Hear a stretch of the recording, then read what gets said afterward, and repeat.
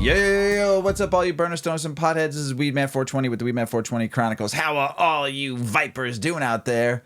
Mrs. Weedman. Mr. Weedman. How the hell are you? I'm better now that we got it started, right? Hey, all you vipers out there. Hopefully you're smoking some big fat doinks while you're listening to the show. And Mrs. Weedman and I are about to get normal. And we are smoking LA Wedding Pop, grown by our friends, Ralph Wiley, who sponsored our table a week ago for a great sesh over at Brunch of Stoners. So thanks, Ralph Wiley, for always throwing to the cause. And LA Wedding Pop, it is a pleasing daily driver, euphoric vanilla cake flavor enjoyment. 26% THC, and the cross is wedding cake and Triangle Kush BX2. And we like this strain a lot, and everybody that got to try this strain really enjoyed it. And they grow such phenomenal weed here. And if you have not met Ralph Wiley, they're two phenomenal growers and what they do. And just they're a tag team duo. One grows, one does all the trimming. One grows, one does all the making. One grows, one does all the trimming and bagging and all that stuff. So they're great people, phenomenal crew and what they do. So go check them out at some of the local cannabis events and stuff like that, and get yourself some Ralph Wiley. Their T-shirts are great too. So Ralph Wiley, thank you so much for throwing to the cause. Mrs. Weedman? Mr. Weedman? How's that LA Wedding Pop? Maybe I'll give you some. Oh, maybe. Why don't you pass it over by trying to put that out? I'll tell you what, beeswax is great. If you don't use like a beeswax coated hemp twine to light your joints, you should. It's really great. Yes. You're not getting all the butane from the lighter. Yes. But they come in a variety of like thickness, the hemp. And this thicker one sucks. It never wants to go out. It's really hard to put it out. Yeah. The last one we used, a little twine, the ballot twine. Yeah, was we had great. a ball, and it was a real thin piece of hemp. Yes. My joint rolling skills lately, what do you think? Well, yeah. I've been getting better. And also, like these, if you were around and alive in the 90s and the 80s, there was, well, they still make them, right? Yeah. Virginia Slims. Or Capris. And Capri cigarettes. So we have a little joint roller, thanks to Ralph Wiley. Mm-hmm. And it makes little Capri smokes. Yep. For your Mr. joints. Weedman has been rolling joints versus stuffing joints the last couple weeks since Ralph Wiley gave me that little nifty gadget, and this is my third nifty gadget, and this one is the best. It's the best. Winner. It is winner dinner. chicken dinner. This one is so phenomenal. I actually now enjoy, like, really, like, you and I now fight over who's going to roll a joint. And you roll a joint yourself. I do. But you've been using this too. It's so nice. It's so nice. It's so easy. Grind, put in, roll. It's a nice size too for a personal joint. Yes. I could smoke a whole one. Oh yeah, it's great. Yeah. That LA Wedding Pop is delicious. All their strains are so good. So, but we had some losses in our lives in the last 10 days.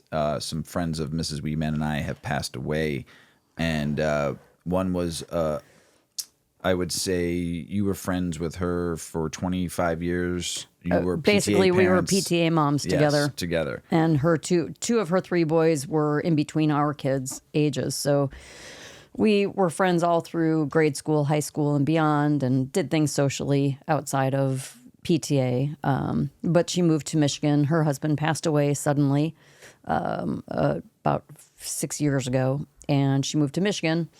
And unfortunately, she had gotten sick and then had a medication, it's my understanding, and then developed this like autoimmune response or this rare reaction to a medication. And basically it was just destroying her body from the inside out. It was affecting her organs, primarily her skin. She would just like blister, her whole body would blister, and then all that skin would peel like a burn victim over and over and over. And she was hospitalized and out of the hospital and so weak and frail. And unfortunately, she passed away and left behind her three very young adult sons that are all right around their 30s. And she was a hoot. And oh my gosh, partier. Mary. She was the life of the party. If you didn't know her, she knew you. And if she didn't know you, you felt like you were best friends after you had a conversation with her. Yes. She could talk to anybody. They joked at her funeral services that she could talk to a wall and make friends with it. Everyone was her friend. You know, she just was phenomenal. She was an awesome dancer. I have one really fun memory of her at a PTA function. It was like a PTA reunion, you know, maybe 5 or 6 years after the kids were out of grade school. And all the moms were together at a bar and drinks were flying and everybody was having a good time. And she came out of nowhere. She came out of like the quiet, like the private party room into the bar where the music was. She just kind of like pushed through the wall and like rolled out onto the dance floor, like somersault after somersault, got up and just was like boogieing. She was great. She could belly dance, like literally belly dance. She had the little beaded skirt. And she had the little hand chimes, and she could freaking, wow. Mary was cool. So rest in peace, Mary. Yeah. And then we had a very good friend of ours that have lived on this block together where we live for 25 years, and they moved in about a year after us, and they had kids around our age. Their 2 kids boys. are our kids' age. Yeah, and within they months literally of them. from kindergarten all the way till 8th grade, they all hung out together. The 4 of them, they were pals. Brought them to you know, the local pools together, hanging out in each other's backyards, just always together. And there's some great pictures of their kids and our kids, and their father passed away suddenly. Our neighbor Jack. Yes, our neighbor Jack. And I've been friends with Jack for a very long time, and we would have lots of good conversations and talks and some hangouts. And he liked good beer, and I liked good beer, and I got him into drinking a lot of good beer, and that took his craft beer road to the heights, and he became a lover of craft beer, and we would always talk about beer. And the crazy thing about it is he knew I used cannabis, and he is a former DEA agent. And but a tremendous human, one of the nicest people you could ever meet. Always had a smile on his face, always asked you how you were doing, always took care of. If you needed something, he was there. And his wife is an amazing human being together, kind of like Mrs. Weedman and I, you know, married for a long time, 2 kids, just a steady household. Kind of our age. Yeah. Their kids are our age. Yeah. We live on the same block. Yeah. We've just, our lives mirror each other in a lot of ways. And yeah. And just some tremendous people. Yeah. And between Jack and Mary, and rest both of your souls, and rest in power and rest in peace. And I know there's a big party going up in heaven right now with lots of craft beer and lots of belly dancing. Yes, for sure. It's been a year. Yeah. I don't know about anybody else, but it's been a year. A lot of people. Yeah, a lot of good people passed away. And so I was doing a lot of reflecting. I took a drive the day I found out that Jack passed away, and I said I was going to run some errands. And I didn't have to, but I did, and I just needed to go for a drive, and I threw on a bunch of music to help soothe my brain at that moment. And a lot of crying from some of the songs I was playing, and one of our favorite songs, Mrs. Weedman's Eyes, calls "Last Breath" by Pearl Jam, and oh my God, the tears came rolling down the eyes. And so to reflect on friendships, you know, and human beings who you get close to in your life, family, friends, you know. It means something to you, the memories that you have and you hold on to, and they make you laugh, they make you cry, they'll make you laugh, they'll make you mad, they'll make you cry, and you ask why it happens and how somebody that's 54 years old can all of a sudden just pass away. You don't ever know. You never know when it's going to happen. You said this, Mrs. Weedman, the other day. You never know when it's your time. You could be the healthiest person ever. You can be 100% on everything you can do to help not die, but we've seen people. These were 2 really healthy people. Yes, and they like to have their drinks and have their social time, but they were healthy people. They were healthy, bike riders, cycling, runners, bike riding, running, like out, active all the time. Didn't Jack do a triathlon? And he does cycling, and he does all sorts of stuff, and he plays sports. Yeah, he's always very active. Very active. Mary was a cyclist. She loved to cycle. She was a speed walker. She was a speed talker. Her heart rate was probably fantastic. She went from 0 to 1,000 pretty quick to super speed pretty quick, light speed. Yeah. And but when I was driving around that day, I said, you know, I just kept on saying, what is this like? Why are we all here? Is it here just to grind every day, to just grind for somebody else's dream? Meanwhile, you're just grinding and just barely making it by. But meanwhile, you watch people travel the world and get to do fun stuff that you wish you were doing and what you want to do in your life. It might not be that same person that what they're doing, but you want to do something with your life. and you want to have some fun and you want to enjoy and you want to, like my brother always says, get lost living. My brother Jim, Bigfoot as we call him, his main thing is get lost living. And we all should, because if you're going to not get to living, you're going to get to dying, and you don't know when you're going to pass. Nobody can tell you that. You know, they can predict maybe with some people who might have ailments, you might have 6 weeks to live, but I've heard that before, and that person lived 10 more years. Right. So you just never know. So here's what you all need to, this is from one burner, stoner, pothead to all you out there that listen to this show. And if not, pass this and share this along. You need to live for you. Do not live for anybody else but you. You need to stop worrying about all the bullshit that doesn't matter, because all it does is bring you down. You need to not live for your career. You need to make sure your career lives for you, because if you focus so much on that, you're going to miss out on what's really important. I don't believe, and if you believe in God or you don't believe in God, it's totally up to you. I do. I love you no matter what. Okay? We were all put on this earth to choose how we want to live. And that's the key. If you're going to live for a career and for a job, which just means to me just over broke, and you're going to struggle for the rest of your life, but never look at the good things. Anybody out there, no matter who you are, you can go live. It's sometimes you think it's hard, but sometimes just put the phone down and go enjoy a walk somewhere and look at nature. Go to the beach, save up some money and get in your car and go on a trip. Take some time to live and enjoy the moments.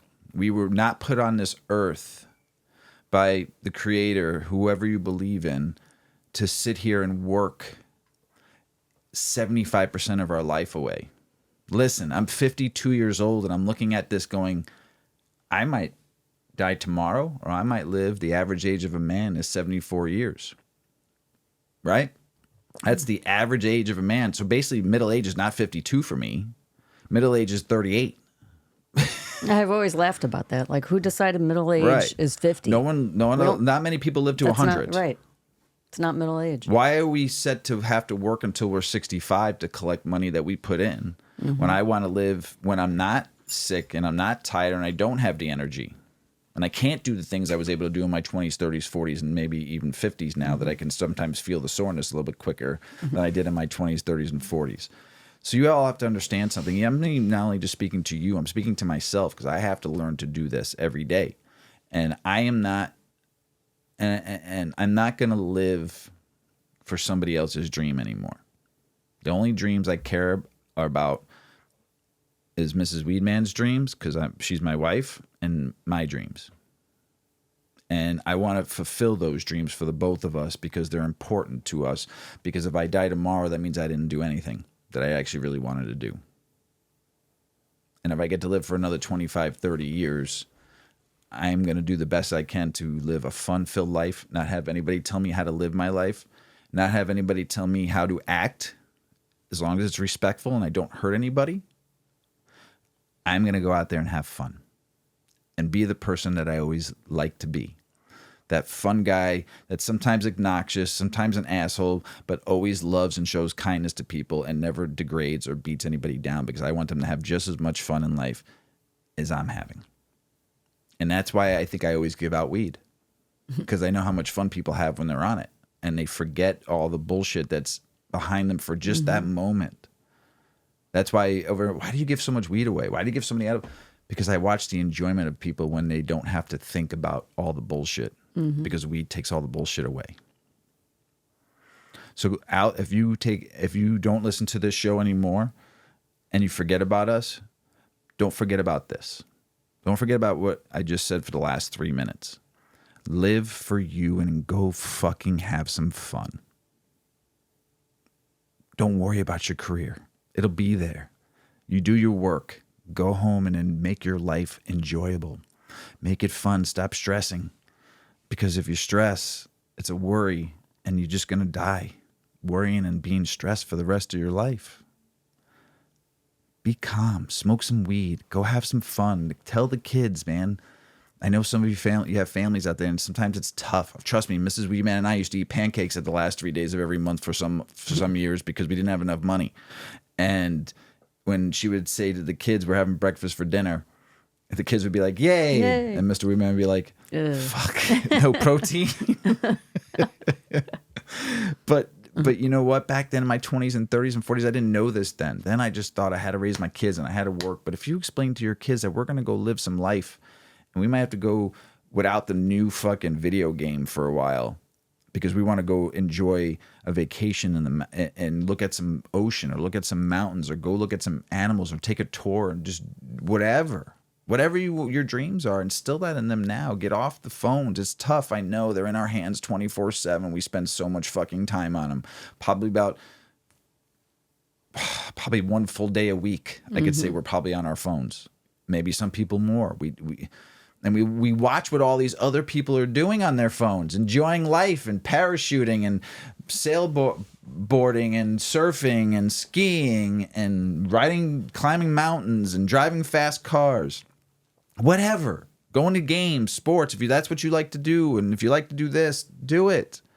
Stop watching what other people are doing on your fucking phone. Put the phone down, or take the phone with you, but shut everything down except for your camera so you have memories of all that shit. You know, not only just the memory in your mind is the most important thing, is that's what you're going to take with you when you go to wherever you lay to rest. Whatever your memories are, you're going to take them with you. So I like pictures. Huh? I like pictures. Yeah. Take pictures, but get off your phones for a while. Stop worrying about who's going to be the next fucking president and if there's going to be wars around the world. Because there are. And we've always lived this way. Some of you might forget. I grew up in the 80s and we were during the Cold War. We were always worried about if there was going to be a nuclear war. Well, now we're doing the same fucking thing. We're worrying about what's going on. And we need peace and love and kindness so we can all fucking just settle down and just go what God put us on this earth for. Not for fucking money and for gold and for fucking all this bullshit. 2 friends of ours passed away, and they're not going to be able to enjoy the rest of their life with their families and friends and their loved ones and themselves. Take this moment and move forward with your own life and write some shit down that you want to do and get them done. Ms. Weedman, got anything more? No, I think you've covered it. I'm right there with you. You know, I have personal goals and big dreams that I want to achieve. And sometimes our kids will say, all you guys do is work, work, work. You've got your jobs, you've got your side jobs, you've got this. You're always going, going, going. Get out and live. Go on a vacation. And that's the point of what we're doing right now because we weren't smart enough to do it when we were young. So now we are trying to crank through our 50s so that we can retire and live. Having a chronic health issue gives you a different perspective on life too. You know, I'm fortunate that I am not terminal, but had the experience of thinking that I was after my diagnosis. And I can 100% agree with what you're saying. You know, I used to always envision that I'd be like my grandmas and live into my late 80s and 90s and still sit on the floor and read to the great-grandchildren. And I don't know that that's my future anymore. It's a big pill to swallow to think that. So even more on your take and the point that you're making, get out and live. I have to get out and live while I can because I don't know what my life will look like in the future. And so we just really, I mean, it's all about perspective. What's really important? Stuff. Because at the end of the day, all the shit that you have. Can't take it with you. You can't take it with you. And even if you could, what point is it? It's nice. Trust me, I like nice stuff. Yes, you do. I really like nice stuff. But I like nature better. I like fresh air and looking at the ocean and seeing a night sky. So much better. There's no piece of artwork that can compare. And if you got to see the Northern Lights, it's yeah, a piece of nature that some people will never get to see. But if you got to see that, and there was some beautiful pictures of it, I saw people post. Once again, so cool. But if you got to go actually really see that and live that, it'd be an experience you never had before. Yeah. Sorry, Mr. Weedman. Yeah, no, it's just really. I think that if anything, the troubles that we're seeing, the dynamics, the anger, the divide that we're seeing in the world right now, is a shift. It's a really big shift in a forward moving snowball of energy that was the American life. And I think that, and really it's bigger than just America, but I'm saying as an American, consumerism, what you need to have, social media telling you that everyone's living better than you, even more than you thought before when we looked at magazines and we looked at commercials. Now it's like everyday people are doing this and this and this, and it's just flooding in your brain all day long, firing off all of these emotions and triggering all of these things. And we are just such a divided community, world, country. Everything is so divided, and it's not getting us anywhere. And hopefully we can get beyond this election or whatever this cycle that we're in, this shift and change that we're in, and we can come out realizing that our priorities got pretty fucked up. And all we do is work. And all we do is try to gain more money. And all we do is spend that money on stupid shit that really changes nothing. A little house that keeps you warm and dry and cool in the summer is no better than a giant house that does the same. It's doing its job. It's providing you a place to live. If we can come out of this better humans, if this shift becomes like a new dynamic of how we live, something's got to give, right? Something's got to give. Mm-hmm. Most of us are living longer than our friends who just passed away. Mm-hmm. This is not normal to pass when you're 54 and 66. Not anymore. It's not supposed to be that way. And I think it's a lot of the world that we're experiencing right now that's making things like that happen. Our kids have more friends that have lost parents in their 20s and 30s than I've even experienced of people my own age. It's crazy. Something's got to give. So get out there, live. Go have some fucking fun. Go have some fun. Go enjoy. Get rid of some shit. Go enjoy life. Lighten your load and go live some more. There it is. Mrs Weedman at her finest. You ready to get the show started before I can't? Yeah. Yeah. Let me. That was a big unload. I'll read. So cheers, Mr. Weedman. Salute, Mrs Weedman. Love you. Love you. And that's a goal of mine. I will never leave this house. I will never leave this house again without telling Mrs. Weedman I love her and giving her a kiss before bed. She's gonna get more kisses than she's ever known. She might get sick of them. Sorry, gotta blow my nose. She might get sick of them after a while, but she's gonna get lots of kisses and lots of hugs and lots of love and lots of telling her she's beautiful and lots of I loves you. And I hopefully if you have that person or that someone in your life, do the same. Or say it to yourself. Yeah. Look in a mirror. And tell yourself and tell yourself that you love yourself. Yeah. I do love myself. Go figure. I do love myself. I look at myself in the mirror going, say it enough, you believe it. Yeah. Right? Change is all in the mind. Yeah. Sometimes people need a little bit more help for that change. Smoke some weed, stand in a mirror, and tell yourself you love yourself. You could do it. Weed will help you. Ready to get the show started? I'm ready. Here's something cool. Marijuana enhances enjoyment of music. New study finds confirming what every stoner already knew. Yeah. Fuck yeah. Underscoring an anecdotal observation common among cannabis consumers, a group of researchers in Canada have released a new study indicating that marijuana can make music more enjoyable, concluding that the impact of cannabis on the auditory experience may overhaul enhanced compared to sober listening. Mm-hmm. Authors from Toronto Metropolitan University wrote in a reprint that the research highlights as profound yet idiosyncratic effects of cannabis and auditory experiences among experienced recreational cannabis users. And I practiced that fucking word too. The study provides a framework to understanding the complex interactions between cannabis, hearing, and musical experience. Participants were recruited through the university as well as flyers, 38 marijuana retailers around the Toronto. A total of 104 people completed an online questionnaire, 15 of which were interviewed further on hour-long individual Zoom calls. According to self-reported experiences, participants showed significantly higher levels of state music absorption while high compared to sober. Of survey respondents, 50% reported better hearing sensitivity after using cannabis compared to when sober. Effects of cannabis, sometimes your senses get heightened. Nose, taste, touch. My hearing. Miss I'm like Weedman. a dog. Yeah, she can hear like 5 miles away. I'm like, she's like, do you hear that? I'm like, no. Not at all. I can hear someone breathing outside of our house. Like someone's outside. 18% reported worse hearing sensitivity and 30% reported no difference at all. A separate question found that 60% of participants said they felt cannabis affected their hearing generally. Listening to music was also the most popular selected activity that people said they did while high.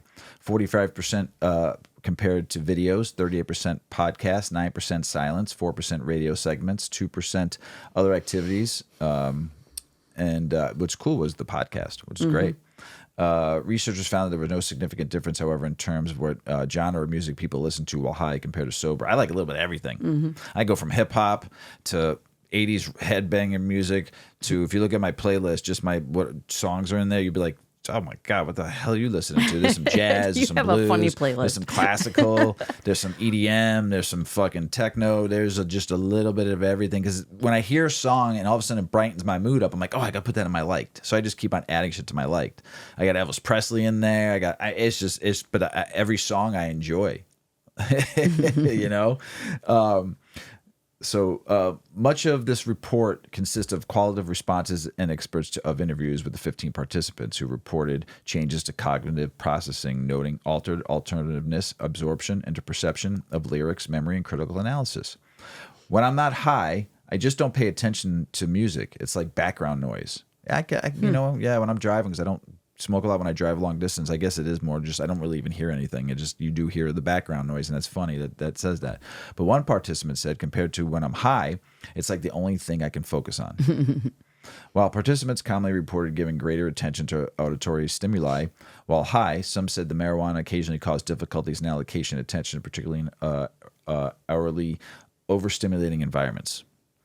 Audio perception was also altered, with participants frequently reporting variations such as enhanced hearing sensitivity, new sound perspectives, and changes in audiovisual perception, rhythm, and timing.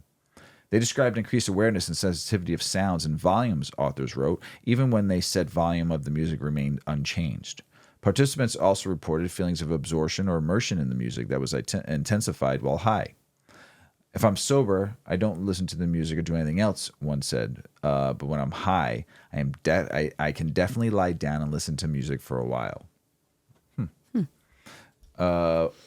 Others said that familiar songs often sounded new or different, or they catch different lyrics that they maybe not have heard or understood before. Because sometimes you hear a lyric, you're like, you think it's one word. That's happened to me so many times, like so many lyrics. I thought it was one sentence, and it actually really wasn't, because I went and looked at the lyric. I'm like, oh, I was way fucking off.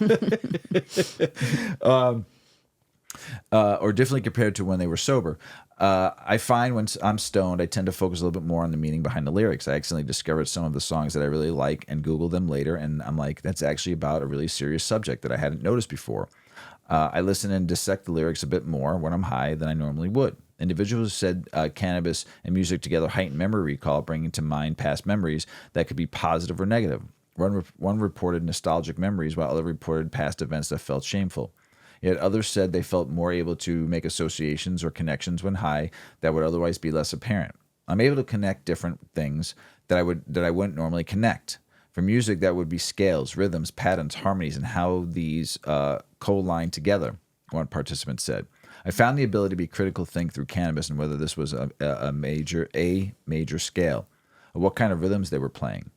Generally, the reflections fell into four main themes, the author wrote: altered cognitive processes and reinterpretations, auditory perpetual effects from non-sensations and sensory overload, emotional openness, sensitivity, and regulation, and number 4, embodiment, immersion, and out-of-body disassociation. These themes collectively highlight a general enhancement and appreciation for music, they explain, as well as increased musical reward, such as enhanced rhythmic precipitation and the inclination to physically respond to rhythms. There was, however, considerable individuals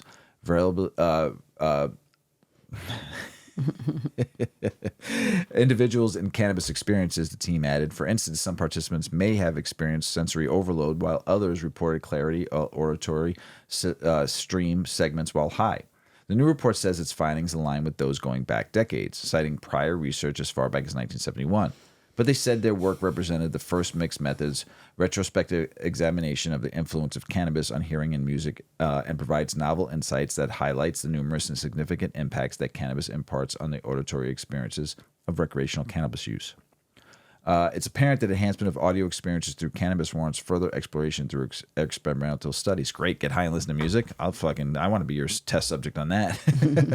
And other examples of science digging into generations-old marijuana questions. A recent federally funded study identified exactly what happens in the brain after using marijuana that appears to cause the munchies. We talked about that. Researchers at Washington State University published the findings in the journal Scientific Reports, revealing how cannabis activates a specific cluster of neurons in the hypothalamus region of the brain that stimulates appetite. The hunger-inducing effects of marijuana have been well understood by consumers, but now the results of a new animal research offers insights that could help lead to the development of targeted therapeutics for people with conditions such as anorexia and obesity. As for music, a separate study published a few years ago explored the interactions of music and psilocybin. Assisted therapy and undermined conventional wisdom that classical music is somehow more effective in that setting. Sometimes when I've done mushrooms, music is just so intense, but everything's intense. If you take it for microdosing, just it's a different story. But when I've taken it to really take it to get the full effects of it, man, when you're in a show or a concert, it is fucking like it's, especially if you take good mushrooms. Western classical music has long been assumed to be the standard in psychedelic therapy. Researchers wrote in the study published in the American Chemical Society, Journal of Pharmacology and Translation Science, the present data challenges the notion that Western classical music, or for what the matter, any specific genre of music, is an superior form of music to support psychedelic therapy, at least for all people at all times. Analyzing a 10-person trial involving the use of psilocybin therapy to help people quit smoking tobacco, the Johns Hopkins team compared sessions featuring classical music with this involving overtone basic music, featuring instruments such as gongs, Tibetan singing bowls, and among others. Although we found no significant differences between the two musical genres studied here, the team wrote, several trends suggested that the overtone-based playlist resulted in somewhat better outcomes and was preferred by a larger portion of small samples of participants. As the study and the author wrote on social media, apparently classical music is not such a scared cow for psychedelic therapy. Speaking of mushrooms, I read an article. We don't talk a lot about psychedelics because Mrs. Weedman doesn't really do them, and I have in the past. Don't do them that much anymore. But with mushrooms, I mean, a lot of states coming up are trying to vote it in for decriminalization or for therapeutic use. Mm-hmm. But here's the thing. In this article, mushrooms are 15 to 20 times more stronger than they were 10 years ago, even 5 years ago. So just like anything, learn to microdose and get your endocannabinoid system opened up to new things. Because if you go and you eat 3 grams, you're going to be tripping balls, especially if you're a newbie. And 3 grams is my max. I know my limit. But start off with a half gram. Because like we said, just with edibles and just with weed, you can always move forward. You can never go back. So just remember that. Is a gram like a mushroom? How do you know? You weigh it. So it's just by weight? Yeah. And most chocolate bars now are 1 gram doses. The whole bar? No. The little chunk. There's like a full 100 milligram bar, but each one is or 50 milligram bar, and each bar is one. Could be one. Right. Some people might make them 5 milligrams, but the chocolate bars are the best. Because eating straight mushrooms suck. Because they don't taste good. They're not like your regular eating mushrooms. I've seen people eating them. Yeah, they're terrible. Some people I know love them. I have a buddy of mine that just had to put it in a peanut butter sandwich. It's the only way he can eat it.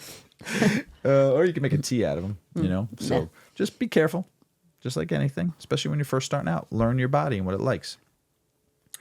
We've talked about a couple shows with women getting in trouble while pregnant using cannabis, and this is another one. So we just, as more information, like we always said, so hundreds of women are being prosecuted for using marijuana or other drugs while pregnant, following Roe's repeal, report says. Mrs. Weedman, tell us about it. This is a big one. A new report from a reproductive rights organization finds that pregnancy-related prosecutions are at an all-time high in the wake of the 2022 Supreme Court decision that ended the nationwide right to abortion. And by far the most common criminal allegation facing pregnant people is that they used marijuana or other drugs during their pregnancies. The report from the group Pregnancy Justice identified 210 criminal cases filed against people for conduct associated with pregnancy, pregnancy loss, or birth during the first year following the overturned Roe v. Wade. Of those, 203 cases, or nearly 97%, involved allegations of substance use during pregnancy. Drug use was the sole allegation in 133 of the cases. Some women are even being prosecuted for medical cannabis use as registered patients under state law. Marijuana was the second most commonly cited drug in the court charges, following methamphetamines, which they don't compare, but again, we don't really know how cannabis can affect a fetus. Following methamphetamines, with allegations of cannabis use appearing in 86 of the 210 cases. In more than a third of those cases, THC use was the only allegation underlying the criminal charges. It is significant that in 86 cases, the police or prosecution alleged that the defendant took some form of THC during her pregnancy. And in 31 of those 86 cases, the only allegation supporting prosecution was THC use, the new report says. Even more startling, in 5 of those cases, the court file included statements that the defendant had a medical marijuana card, indicating that she was being charged with taking legally prescribed medication. Moreover, Pregnancy Justice said in a press release about the report, in the vast majority of cases, the charges brought against the pregnant person did not require any proof of harm to the fetus or baby, but merely a perceived risk of harm. Okay. The report, Pregnancy as a Crime, a preliminary report on the first year after Dobbs, looks at cases from June 24th of 2022 to June 23rd of 2023. Authors say the research is ongoing and will result in additional reports in coming years. While the number of pregnancy-related prosecutions has risen since the Dobbs ruling, the report emphasizes that targeting pregnant people with drug-related charges has a history stretching back decades. As drug use patterns have changed, pregnancy prosecutions have shifted from targeting the use of crack cocaine to focusing on the use of methamphetamines, amphetamines, marijuana, and opiates, the study said. Authors said the project sought to explore how criminal laws would be used to prosecute pregnant people in the wake of Dobbs. Following the Dobbs decision, we set out to answer the question, how would criminal law be used to prosecute acts associated with pregnancy?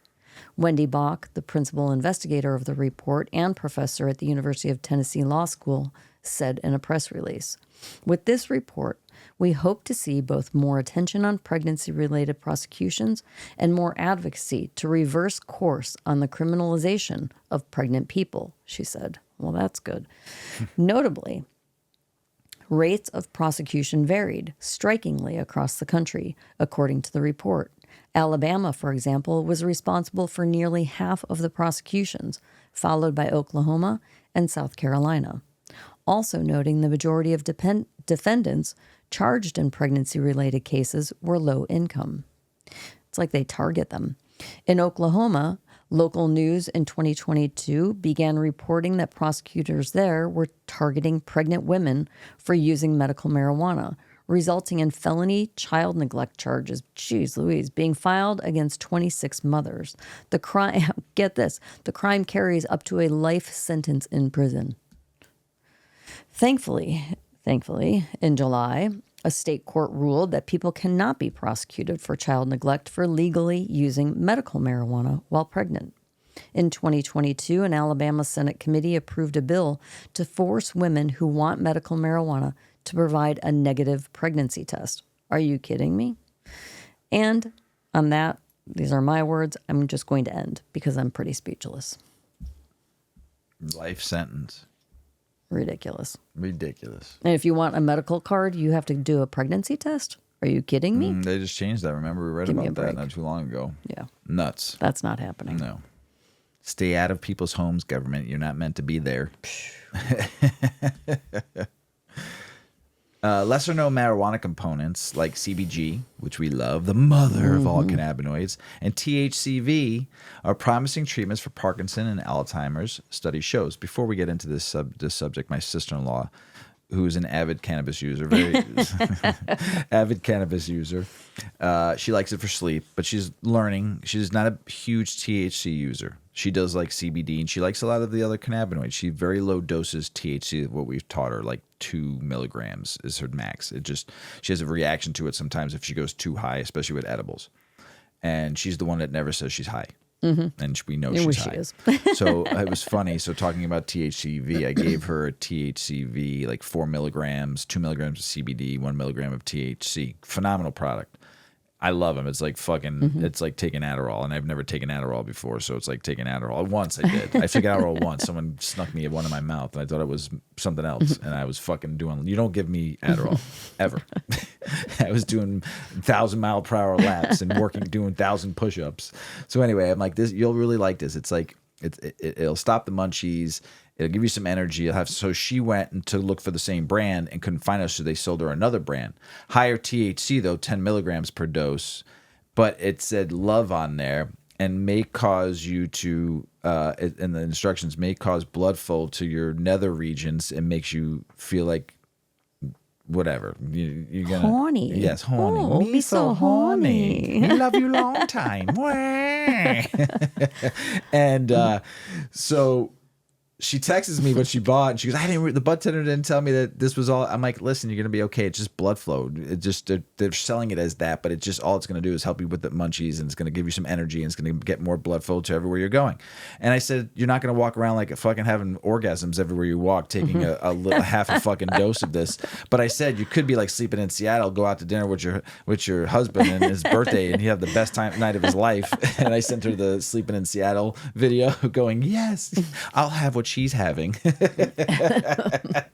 So, but yes, THCV, you can call it whatever you want. It's phenomenal. It's a phenomenal cannabinoid. It's really starting to learn more and more about it. But so anyway, with these cannabinoids and a lot of cannabinoids helping with Parkinson, we'll get back to sex later.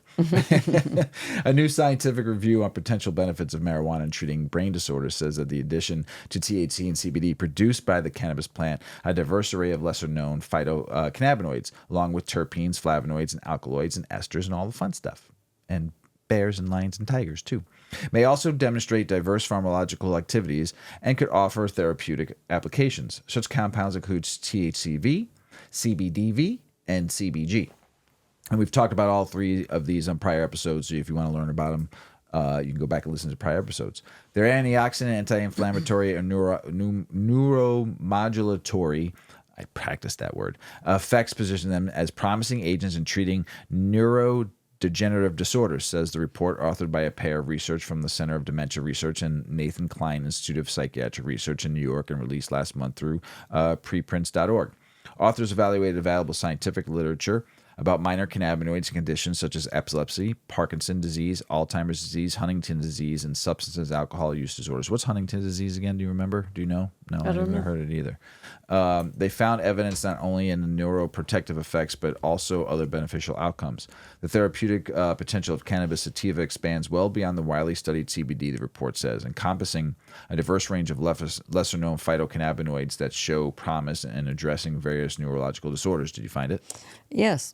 It's a chronic inherited disease that causes nerve cells in the brain to deteriorate or die. Oh, sounds brutal. Yeah. The therapeutic potential of cannabis sativa, we read, while research has extensively examined the neuropsychiatric and neuroprotective effects of delta-9 THC, it adds other minor phytocannabinoids remain unexplored. The neuroprotective functions of these non-psychotropic minor phytocannabinoids, particularly their antioxidants and anti-inflammatory and immune-modulating properties, offer new avenues for research and treatment. While the pharmacological mechanisms of many NMPS remain unexplored or underexplored, emerging studies suggested their potential to develop novel therapies for brain disorders. As research continues to unfold, these findings could pave the way for innovative cannabinoid plant-based treatments that go beyond the scope of traditional approaches, offering new hope in neuroprotection and disease management. The new report follows a separate study into the lesser chemical components of marijuana. Published this summer, found that minor cannabinoids may have anti-cancer effects on blood cancer.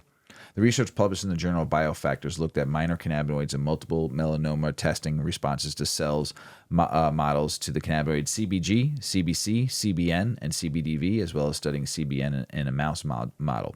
Together, our results suggest that CBG, CBC, CBN, and CBDV can be promising anti-cancer agents for multiple melanoma. Authors wrote, due to their cytotoxic effects on cells and for CBN in the vivo xenograft mouse model of I did that pretty good, huh? Yeah, I don't know what you're talking about. But I don't know what xenograft mouse model is, but it's helping with so let's do it.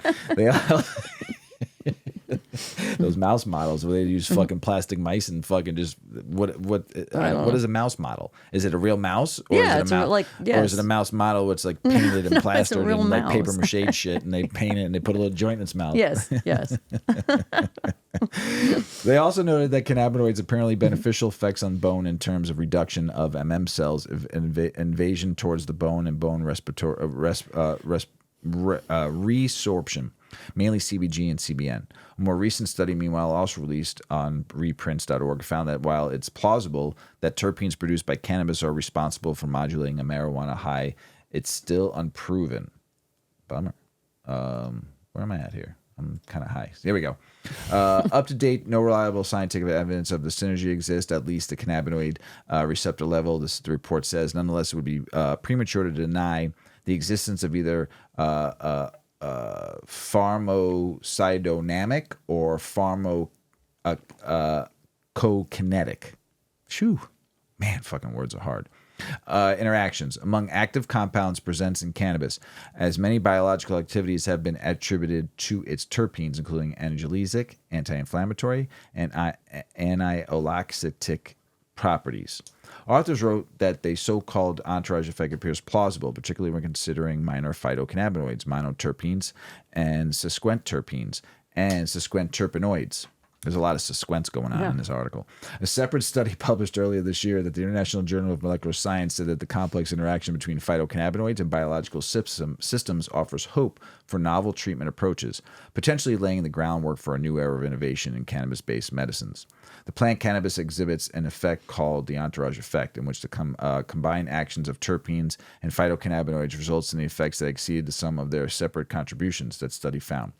This synergy emphasizes how important it is to consider the entire plant when utilizing cannabinoids medicinally, as opposed to just concentrating on individual cannabinoids. A federally funded study shows in May, meanwhile, found that terpenes could be the potential therapeutics for chronic neuropathic pain, finding that an injected dose of compounds produce a roughly equal reduction in pain markers when compared to smaller doses of morphine. Hell yeah. Remember reading that article? That was great.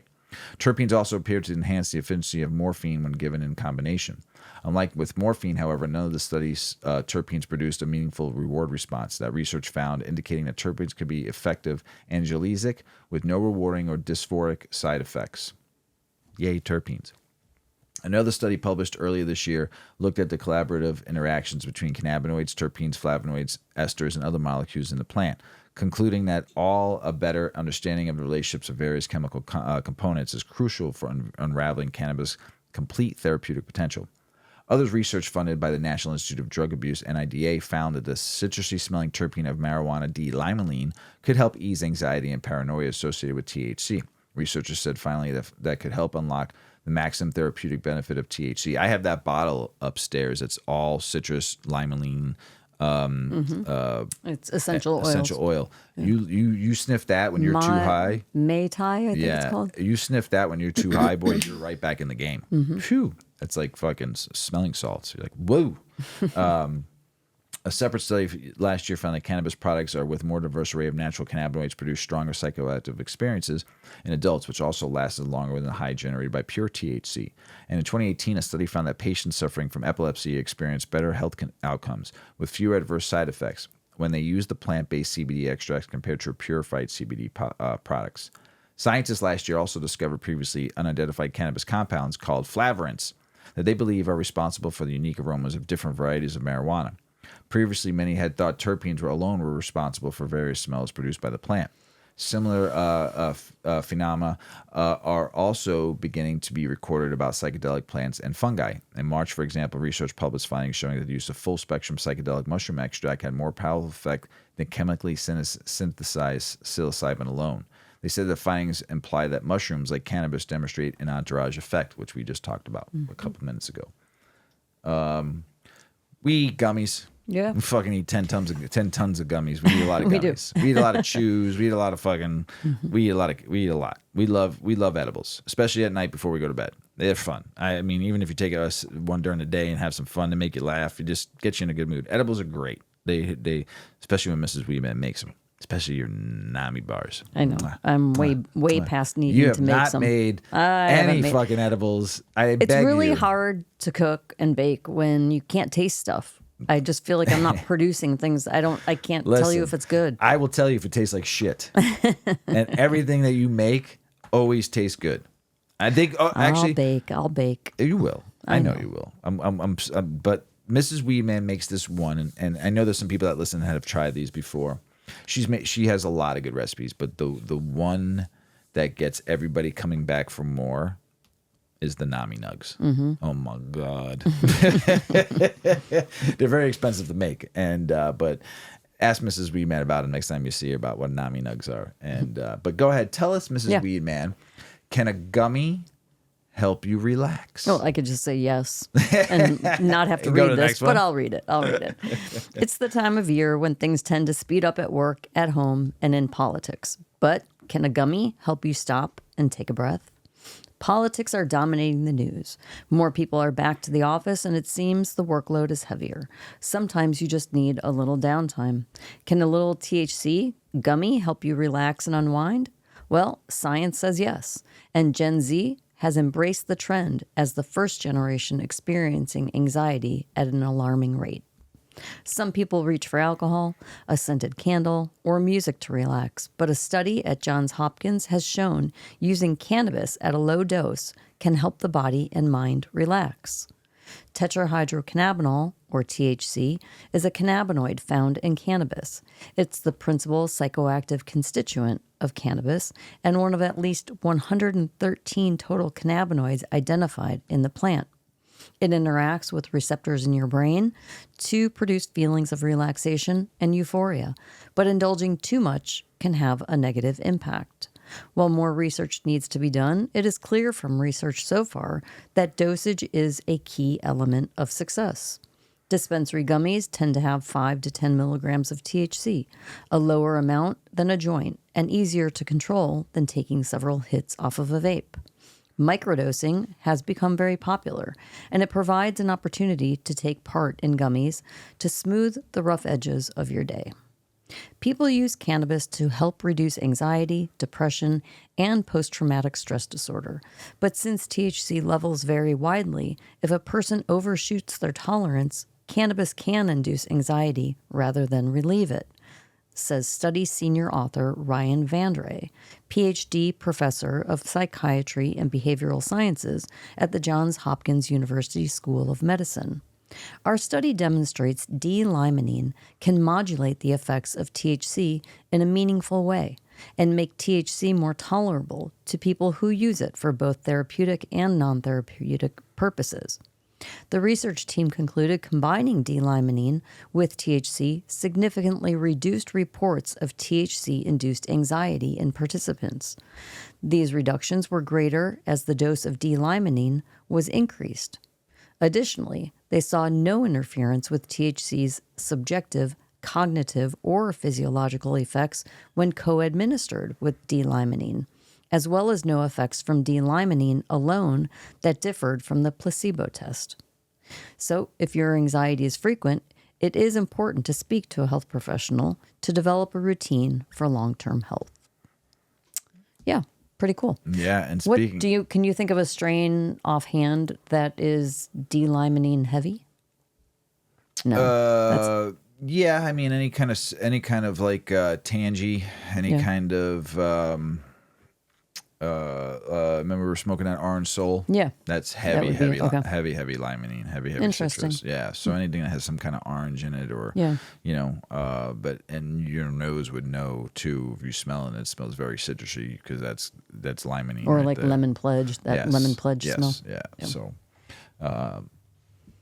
as you were speaking about talking to your healthcare providers, right? Yes. Adults seeking marijuana-related advice seldom refer to healthcare providers or government agencies. Right. It's crazy. Right. You can't trust your government for one, and two, your healthcare providers, sometimes they rat you out. Well, and my big thing is that a lot of doctors are scientists. Yes. They want things tested, evaluated, it's all about research Right. data, and marijuana doesn't have it. And there's no FDA. But it's crazy though, because we read so much about research in cannabis, Right. but because it's not, But it's not FDA approved, Right. and they can't. There's no like dosing process, right? Like we know milligrams, but we Right. don't know what milligram effectively treats symptom A, B, Right. C, or D, or blah blah blah right? blah blah. Because they have, Right. you were taking that not And Epidiolex, you were taking what they gave you that synthetic they prescribed I you. can't remember the name of it. But yeah, and you're like, I'd rather just use the I don't real want thing. Yeah. But also, they don't know how it interferes with medications too, Right. because that kind of research has not been able to be done. Yes. So that's why I tend to ask a pharmacist, because your pharmacist can look at medications that you're taking and they know the chemical structure of cannabis, and they may or may not. I think they get the question more frequently now. Right. And I think that they could better guide you. I think that it's a gray area. I don't tell all my doctors that I consume. I just told my hematologist that I consume cannabis because I was so frustrated with my pain, and he wanted to start prescribing more medications, and I don't want them. And so I said I use CBD during the day and I use THC at night, and that's what I'm using. Like, I'm not going down Yeah, the fuck you, rabbit doctor. hole of opiates You and and your taking Tylenol every day. Fuck that shit. Yeah. Is that a hemorrhoid doctor? What kind of doctor is that? A hematologist? What the hell is a hemat? I'm just kidding. Just fucking around.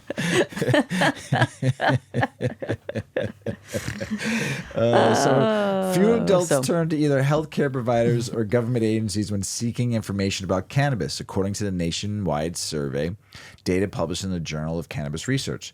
Researchers with the University of Michigan at Ann Arbor surveyed 1,100 U.S. adults regarding where they obtained cannabis-related information. They should listen to the Weedman 420 Chronicles, right? They should. Yeah. But anyway, respondents were most likely to obtain information from either friends and family or from websites. They were least likely to obtain information from medical providers or government agencies. Normal's deputy director was not surprised by the survey's result. Historically, government-affiliated sources have either embellished or outright lied about marijuana and its effects. I mean, we fucking war on drugs alone, and been the last. And most doctors still believe that. Listen to that bullshit. So it's no wonder that the public doesn't consider them to be credible sources for marijuana-related information. Armentano also acknowledged most healthcare practitioners lack sufficient training in marijuana-related matters, and therefore they are uncomfortable speaking to their patients about it. Survey data published a 2020 report that fewer than 1 in 5 patients believe that their primary care providers are sufficiently knowledgeable about cannabis-specific health-related issues. My doctor, when I told him I use cannabis for pain, he was like, I can give you 5 good reasons why you should stop cannabis today. And I said, I can give you 25 good reasons why you should keep on using cannabis every day. Yeah. So I got you beat, doc.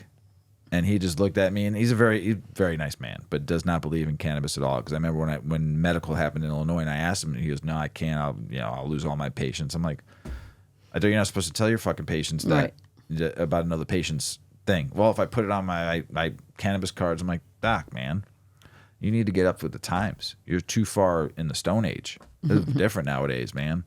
But still a very good doctor. Cannabis use is not a phenomenon, and it's not going away. Healthcare professionals have responsibility to keep up with cannabis-related science and trends so they can engage with their patients, just as they would stay informed and provide advice regarding any other number of behaviors that potentially impact their patients' health and well-being. The study authors similarly concluded, as cannabis accessibility and legality is increasing, there are strong need for better clinician education, public outreach strategies, and improved communication between patients and clinicians about cannabis. We should not have to go to our doctor and not be able to tell him we use cannabis. or CBD or any of the cannabinoids. We should not have to be worried about that. He's our doctor. And if we use this because of the benefits it gives us, he should go, well, maybe I should learn a little bit more about this. So when you come in and you talk to me about this, I'm not going to chastise you and go, the power of Christ compels you, start throwing holy water on you, fucking melt, Exorcist reference, everybody. Sorry. Mrs. Weedman is not very good with movie. I know what that is. You know what it is? Yeah. All right, perfect. But very rare you get it. Our age, who doesn't know the movie The Exorcist? I know, but did you know that line? Yeah. Okay. When the priest comes in to exorcise her and she's flapping around in the bed. Damn. Yeah, I know that. And her head's spinning around. She's like, fuck. What does she say? Like, motherfucker. No. She turns her head and she goes, your mother sucks cock in hell. That right there. I should have stopped watching that movie. And then she like spews vomit just all over. fucking vomits pea soup all over him and shit. If you have not seen The Exorcist before, the original. The original? Holy cow, man. that gave you nightmares. This was the 70s, and I watched that. It was like 40 of us in my, we were in Long Island staying at my aunt and uncle's house, and everybody was there. It was a big party. And we watched, I was 7. Yeah. Scared shit. You probably all think. Remember Damien the Omen? Oh, yeah, but it does nothing compared to The this. Shining? The Like, Exorcist. we were little, though. We were watching Yeah, that. oh, yeah, but 7? 8 years old watching The Exorcist, shit in the pants and bed, scared like out of my mind. Kids in Catholic school. Yeah. Oh my God. What is this? Fear of the devil. Literally. They were right. The nuns were right. What could happen? What if it happens to me? Going back to school that next day on that Monday was real weird. Looked at everybody a little funny. Looked at the priest. You just wondered more. Oh my God. Hey, does holy water really work? Can you douse me in that shit? I'm scared. Pour that on my head, would you? Oh, shit. Oh, so what if your dog eats marijuana? Well, we had that happen. A few times. Yeah. Butter. Before we had Yuki, when our kids were young, we had a puggle and we had a chihuahua. Ugh. And our chihuahua got like a dollop. A dollop. He was all of like 7 pounds dog. at his heaviest. He didn't die. He got like probably a solid teaspoon of can of butter. Teaspoon? He was like like Rocky all night. Like if you just walked by him, he was like pew pew pew pew. Remember, he just kept like boxing at everything. Again. Yeah, it's spunk at him again. But remember, like you put your hand in front of his face and he's like paranoid. Get all yeah, he was fucking geeked out, man. But tell you what, that little fucking 7-pound dog did not die from eating cannabis. No, he didn't. And that dog was like he was just fine. Oh yeah, and then Butter fell another time, and Maxie, our puggle, got it. And she was like a brand new fucking dog. Yeah, she had zoomies at like 1 o'clock in the morning. Remember, she was so high, she was fucking running around. She wanted to play. And she was old now. She was like 15 years old. Yeah, we were like, we should give her more of this. Like every day. She had like, she was like a puppy all over again. She was fun. I forgot about that. Oh my gosh, it was so funny. We're like, what do we do? Yeah, so if your dog eats marijuana, here's the first thing. Don't panic. Yeah, don't panic. Right? Go ahead, Mrs. Weedman, tell us about it. Here are the telltale signs of THC toxicity in dogs and what most concerns the veterinarians. Dogs are naturally curious animals, notorious for exploring the world by way of their mouths. So if you're a cannabis user, it's possible, even likely, that one day your dog will sample your stash. Take it from Dr. Kate Smith, medical director for Animal Urgent Care in Arvada, which gets calls about pets that have consumed pot almost every time she's in the office. Sometimes the owners aren't aware that's what happened. They call and report the dog seems wobbly or out of it, like a human that's had too many drinks. Other times there's evidence like an empty edible container or a ripped baggie. It is incredibly, incredibly common, Smith said, adding that even if you don't keep cannabis in the house, dogs will sniff it out on the ground, on trails, and in other places. I've had to tell a uniformed police officer that I thought his dog ingested THC, like his personal dog, not his work dog. So it does happen all the time in Colorado, she said. According to the American Society for the Prevention of Cruelty to Animals, or the ASPCA, which operates a poison control center and hotline, the number of potential exposures among pets has skyrocketed as more states have legalized cannabis. In 2019, the ASPCA received 2,812 calls about cannabis toxicity. That grew to 6,796 calls in 2023, with about 2.1% of those coming from Colorado. Smith said the vast majority of cases she sees involve dogs. Cats seem to have a more discerning palate, she said. Cats don't like candy. I know, right? They like catnip. Yeah. You'd think they'd like weed. Some might eat the plant. Some just the flower. Yeah. So what do you do if you think your pup got into pot? We spoke with Dr. Smith and Dr. Kramer Gopfarth, lead and founding veterinarians at Livewell Animal Hospital in Denver, Colorado, about the telltale signs your dog has ingested cannabis, the vet's biggest concerns, and why you shouldn't be afraid to admit if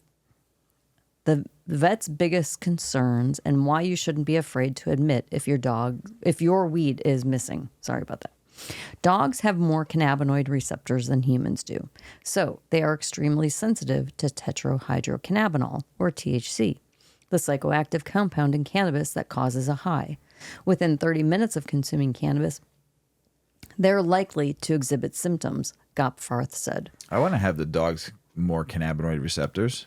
I want what they got. You want more? Yeah, I want more. What the fuck? While symptoms vary depending on dose and size of the dog, the most common signs of toxicity include stumbling, lethargic behavior, urinary incontinence, vomiting, and a hyperactive reaction to stimuli.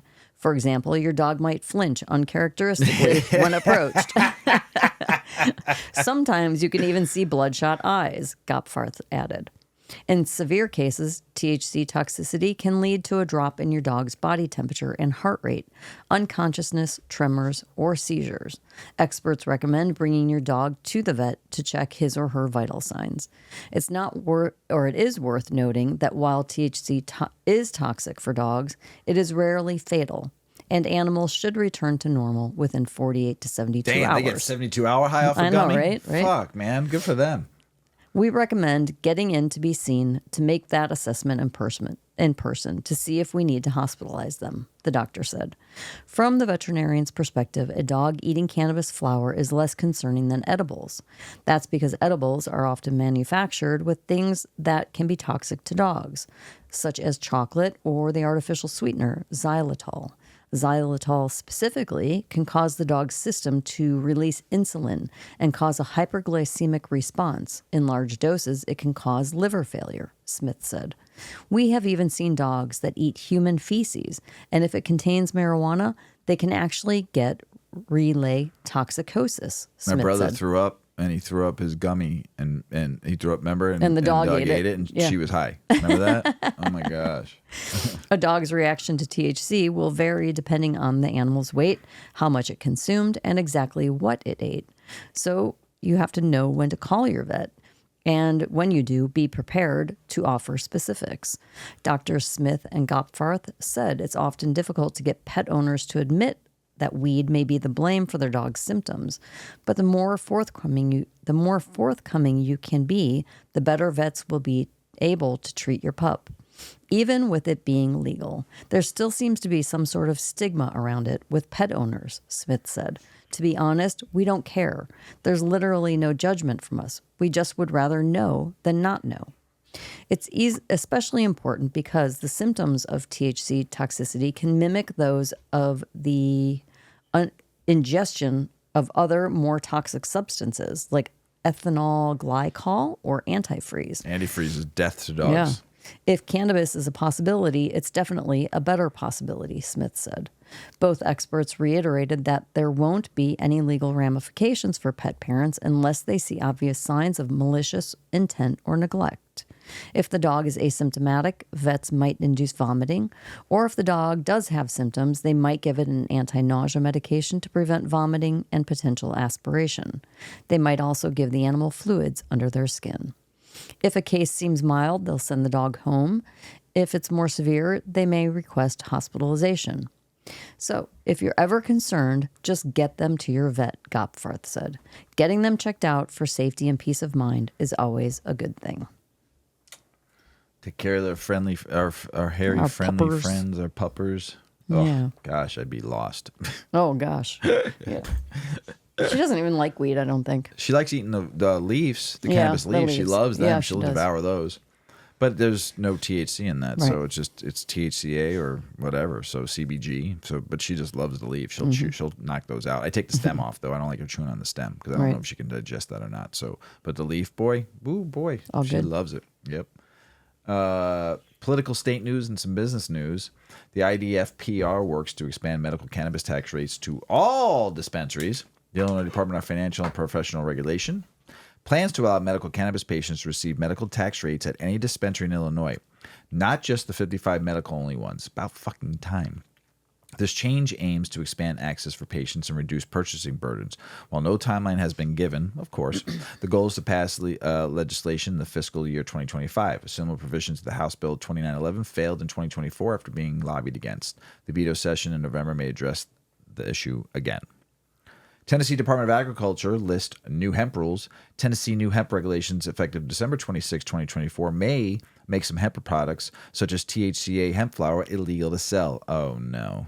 The rule change means that THC content will be measured after products are burned rather than before, which could result in certain items being banned. Retailers may need to pull products from shelves, leaving some with unsellable inventory.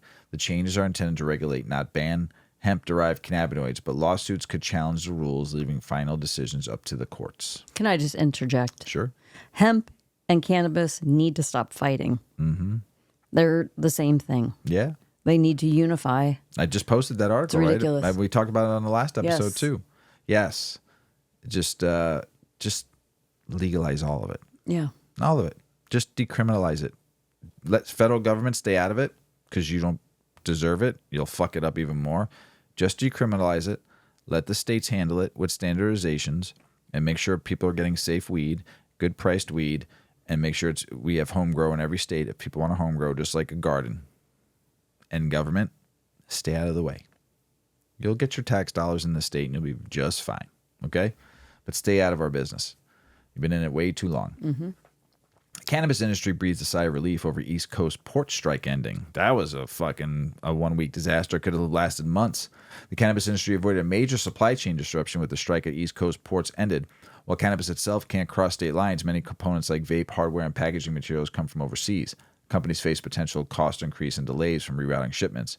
Industry leaders said expressed relief, highlighting the reliance of global resources. Stressed the importance of preparation and maintaining strong supply chain communications to mitigate future risk. Always be prepared. Always have a little Mr. extra. Weedman made me go to Costco and buy everything. I did. No, Not really. Not exactly. I He just said- thought there might be like a couple weeks delay on like certain things that we said, use all the I time. said what I say, medication. I said Right. make sure you have your allergy medicine just in case, and anything that comes overseas that we use a lot of. Right. Just make sure we have. We didn't fucking do like everybody did in COVID. No, we we've just already bought- used everything yeah, we bought, I just think. bought. I think I still have one package of toilet paper in the crawl space, so we didn't need Oh, from that. COVID From still? COVID, yeah. Do we really? Yeah, I think I bought two major 30 packs, Oh my 60 gosh. for 2 people. That's a lot of TP. It's a lot. That's a lot. Cannabis industry breathes, like I said, a sigh of relief, so that's great. Baltimore voters to consider reparations fund for communities impacted by anti-cannabis prosecutions. Baltimore voters will decide in 2024 general election whether to create reparations fund for black residents. The initiative approved by the Baltimore City Council aims to address historical injustices, including slavery, segregation, and systematic racism. If passed, the fund could be supported by the city's budget, grants, and donations. Details about what would qualify for reparations and how the money would be distributed are still being determined. Missouri's appeals court hears case over local government stacking sales tax on marijuana. Missouri court is debating on how local governments can tax marijuana sales under a 2022 constitutional amendment. St. Louis and St. Charles counties argue that both counties and municipalities should be allowed to impose a 3% tax. However, claims this would lead to excessive taxation. Some of the dispensaries say it would lead to excessive taxation, arguing the amendment doesn't allow for double taxation. The case could impact how much money consumers pay in taxes on cannabis statewide, while similar cases also pending in other counties. You don't need that tax. You're already getting enough money that you don't deserve. Elon Musk says X is the safe space to say weed. The only social platform where you can talk about cannabis openly. And we've talked about Instagram and TikTok on a few episodes ago, but it is true. And I don't go on TikTok. I mean, on Twitter, X that much anymore. And not because of Elon, but I just never really did. Mm-hmm. And but I'm open to it, because if you type in weed now in the search bar, that 4-letter word WEED, nothing comes up. Mm-hmm. No, it is Tor black. And like I said on a couple episodes ago, we keep on using it, and we're so foolish. Yep, and we're not. shadow banned. And also a new account that we just followed. There's a new bus, a new smoke sesh bus. It's a new consumption bus in Chicago. Just launched their Instagram, and in 3 days they lost their account. Shut down. Mm-hmm. Why? I'm shadow banned. Yeah. I've got violations, and if I remove them, then I'm removing the core of our. Like I can't change my branding. I can't change what we are. I don't use the word cannabis. I try to abide by the rules, and they still want me to remove all of my stuff. Yeah. I'm just not removing my content. Yeah. So Elon Musk's platform. So maybe we all need to move over to X. Is being hailed as the only major social media space where cannabis can be discussed openly. Why aren't we there? Alexa Linello, head of cannabis at X. They have somebody that's the head of cannabis at X. Highlighted how it allows cannabis companies to advertise, help normalize the industry, and engage users in dialogue about products, legalization, and social injustices, or social justice.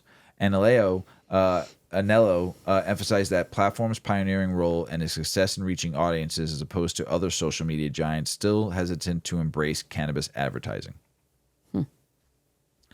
I'm open to it, but I don't know if anybody that's following me is going to move over there. You know, I mean, it's just it's a different platform. I really wish he would change it a little bit. Just tweak a little bit. Mm-hmm. It's a little sometimes hard to do shit on there. I think that's why I don't use it as much, you know. But you can do a lot of shit on that, you know. But it's just weird that, you know, you can't do anything on Instagram. Fucking terrible. Get with the times. Applications to enter Delaware's recreational marijuana market exceeded availability tenfold. The Office of Marijuana Commission in Delaware received 1,269 applicants for 125 recreational marijuana licenses, far exceeding expectations. Due to the high demand, a lottery will be held October 24th, 2024, coming up soon, to determine who receives cultivation, manufacturing, testing, and retail licenses. Applicants can opt into future lotteries if not chosen. The retail category saw the most interest, with 519 applicants for 15 licenses. OMC raised over $4 million in fees and expects to launch the market by April 2025. $4 million in fees. And they don't get that back. So wrong. Massachusetts slaps big cannabis with $165,000 fines for safety failures. Massachusetts regulators fines Ascend Wellness Holdings and Cureleaf $165,000 for safety violations dating back to 2021. They were fined. One was fined $85,000 for failing to comply with track and trace regulations, leading to unverified deliveries of nearly 900 products. And then the other one received $80,000 fine for contamination risk due to poor facility maintenance and is now on a 6-month probation. Jeez. Both companies have pledged to enhance compliance and safety measures. Illinois 2024 annual cannabis report shows explosive growth of cannabis industry in the state. According to 2024 annual cannabis report published by the Illinois Department of Financial Professional Regulations, the state's cannabis industry experienced explosive growth in 2024. The report says that the Illinois added 82 licenses dispensaries and the largest expansion of dispensaries since the program started in 2024, with the passage of the Compassionate Use of Medical Cannabis Program Act. Compared to the 28 licenses issued in 2023, there are currently 220 licensed dispensaries. The report also states the newly licensed dispensaries under social equity lotteries achieved parity with the market that was initially established for medical cannabis dispensaries. In the past fiscal year, there were $2 million in cannabis sales. Oh, $2 billion in cannabis sales. Woo, that's a lot of money. It's actually over $2 billion. In 2025, the state hopes to expand access to cannabis for both recreational and medical patients. For example, there are currently only 55 dispensaries that medical patients have access to cannabis, were originally awarded licenses in 2015. Unfortunately, medical patients do not have access to their medical cannabis tax rate at the remaining adult use dispensaries that were since open. The IDFPR says that it is working with stakeholders in legislation to remove the barrier to access, further support of emerging social equity marketplace. Additionally, over the next fiscal year, it is expecting to open approximately 80 additional dispensaries from the 2021 lotteries. I just want a medical license. That's all I want to buy. I don't need the rec part. You guys can all deal with that craziness. I just want a nice little apothecary medical license. Can I get one, please? The department also stated its intention to work with those who receive conditional adult use dispensing organization licenses in 2023. Social equity criteria lottery to open its dispensaries. Currently, there are 105 licenses, majority owned by social equity applicants. 17 licenses, majority owned by women.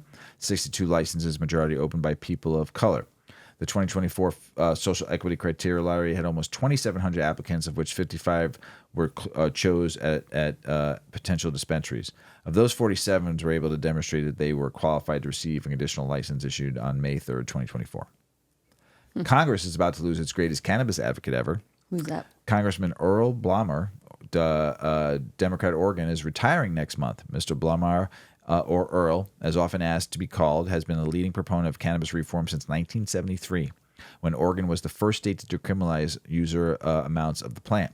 Blumauer was the brand new face in the Oregon House of Representatives at the time, and he has been vocal proponent of cannabis reform ever since. I've read a lot of articles with him included on there when it comes to government politics and stuff like that. He has been an advocate. I didn't know it was that long, since 1973. But damn, that's pretty good. Most people don't trust the government for marijuana information. Federally funded study shows, like we talked about. Crazy. AI-powered robot looks to perfect cannabis grows.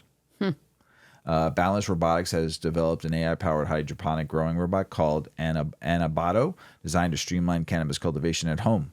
The device uses computer vision and machine learning to monitor plant health, automatically adjusting nutrients and environmental conditions via the smartphone app. Initially focused on food production, the company pivoted to cannabis due to consumer demand for high-quality control. Balance plans to expand its commercial markets and is collecting data to enhance its AI system, aiming to empower smaller growers against larger corporations. Hawaii officials seek expert analysis on potential marijuana market demand as lawmakers continue to consider legalization.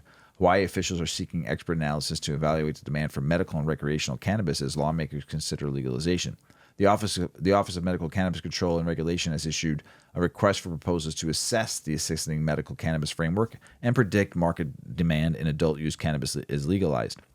This analysis will guide regulatory frameworks, including licenses and taxation. Submissions are due November 1st, with the final report expected out by March 15, 2025.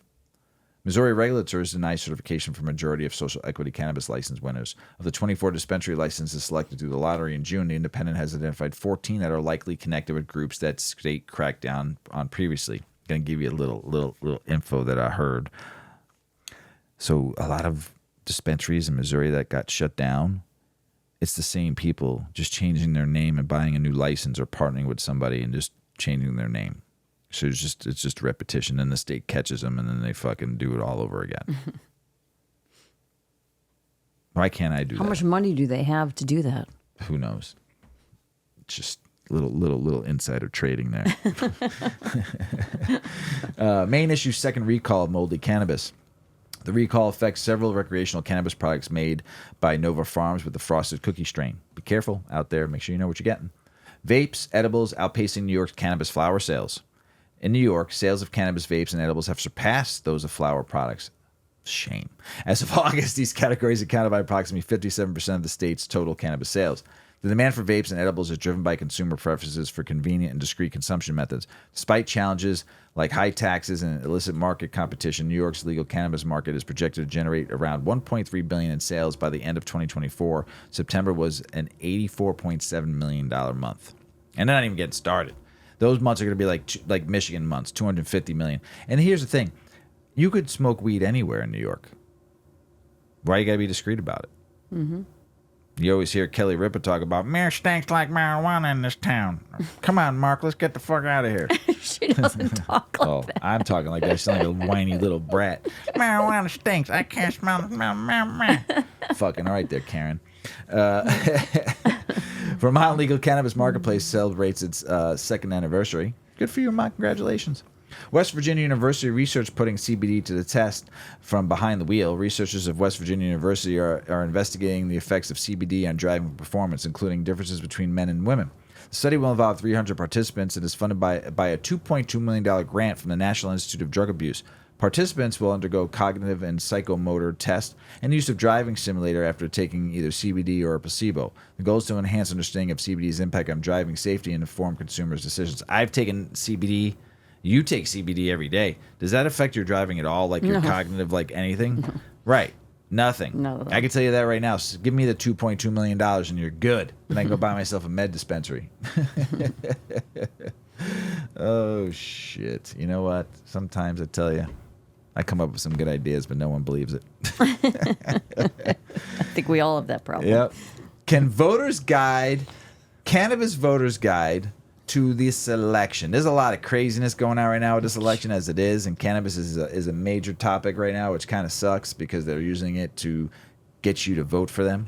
Don't be fooled by the schemers and the scammers and the suits. Don't be fooled by the suits. Well, number one, I don't think that we should elect anyone into an official position because of one topic that they promote. I know. Like you're saying, usually it's a way for them to get votes. So they speak on topics and they promote topics that suit the agenda that gets a good audience. Of course. So, yeah. Right? I mean, we all know that. But don't be fooled. Right. That's what I'm saying. So don't be fooled. Don't be fooled. Don't be fooled by the snake But oil also salesman. don't choose your politician just based on one topic, like cannabis. But some right? people will. Like, I know some people will. Some people will. I think it's important to know if cannabis is important to you like it is to us, I think it is important to know who. We don't vote for party anymore. We haven't in years. Right. We vote for the person who people who we like. Covers more of what we believe in. What we believe in. Right. So we vote all over the place. Right. So we consider ourselves more of an independent because we vote every which way but loose, And so I just, when you're voting, it's coming up. I mean, it's already we're what, 30-something days away, 36 days away or some shit like that. It's too soon. So you got, Mrs. Weedman's going to go through this list in states. And the biggest one right now, the biggest talk that it's fucking everybody's talking about this one. Florida. It's Florida. Amendment 3. This is huge. This is like, because they know how much, they know how much money this is going to bring in.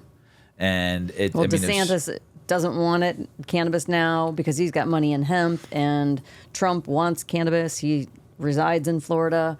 He sees the benefit of it, and everybody else in between. Everybody else is in between. Republicans, Democrats are siding with one another to get this voted for. Push Democrats and Republicans are siding with one another to get this not pushed. There's major amounts of money. Probably when they need the money right now. Right. And so we're spending all this money on but to get the vote in. Right. But that money they could have donated to the hurricane relief fund, victims. And now there's wasted money. Probably close to $150 million that's been wasted to try to get this bill passed or not passed. If you're wasting money like this, right, carelessly, how much money? This is not just in Florida. Just pass the damn this law. Is across the fucking country. How much money we waste on lobbying. And also people paying dancing circles around, but also and people spending paying more time than is needed to pass the law. But also paying money to get voted in too. The Harris team, $1 billion. That $1 billion could have went to the hurricane relief fund. Well, Trump's probably spending about that too. Whatever. They all spend ridiculously. Yeah. Probably $800 million, $900 million. Whoever, say close to $2 billion across the board, maybe $3 billion across the board with all the ads that are going out, just for the president, for Congress, Senate, local government, mayors. How much money is wasted every year that could be used for something better? Well, they don't feel it's wasted because they're trying to get their next paycheck. It shouldn't even be allowed to spend that much money. It should be a cap. All right, we're getting back to the topic here. Tell us about we're going to talk about election, where to vote, we're going to talk about vote. Cannabis. Less than a month out. We are creeping up on Election Day. The nation is deep in debates, and politicians are campaigning for every vote. But the people won't just be choosing their commander-in-chief this election. In many states, they'll also be voting on cannabis. Some advocates are making the push to legalize the plant, while others are hoping to reshape the weed industry and how it looks in their hometown. 4 states are voting on some form of legalization in November, including Florida, Nebraska, and the Dakotas. In Oregon, voters are considering a measure regarding unions, and one Colorado town is hoping to finally welcome recreational stores within the city limits. Meanwhile, one Texas town hopes to decriminalize possession. So let's cover a quick guide to cannabis elections and what to watch around the United States. Nebraska. Nebraskans for medical marijuana collected enough signatures to bring two cannabis initiatives to a vote this year: the Patient Protection Act, Initiative 437, and the Regulation Act, Initiative 438, could effectively legalize the plant and begin the framework for business operations.